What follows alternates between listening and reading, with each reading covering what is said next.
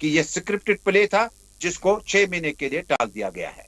आगा से रूहुल्लाह का आखिरी ट्वीट आया कि मेरी बात चीफ मिनिस्टर साहब तक शायद न पहुंची न गौर किया गया। मैं रात के 12 बजे तक सीएम सेक्रेटरीट का वेट करूंगा।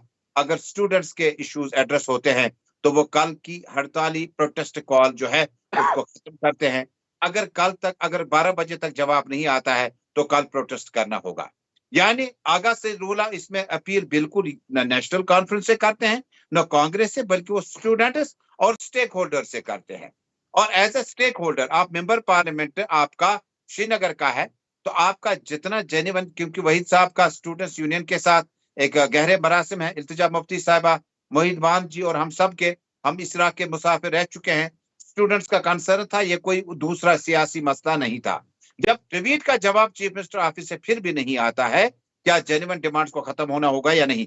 इसका मतलब है कि पीडीपी के जो लीडर रिजर्वेशन को बाज़ाब्ते तो रैशनलाइज करने की अपील करते थे, उनके लिए भी आगा सैयद रूहुल्लाह साहब मेंबर पार्लियामेंट की हैसियत से, एज लीडर की हैसियत से अपील करते हैं। उसके बाद चूंकि हम सब का कंसर्न है, हम इस प्रोटेस्ट में शामिल हुए। ये प्रोटेस्ट आगा सैयद रूहुल्लाह साहब ने चीफ मिनिस्टर की जो अनसुनी हुई है, जो बातों को एड्रेस नहीं किया गया, उसके बाद किया।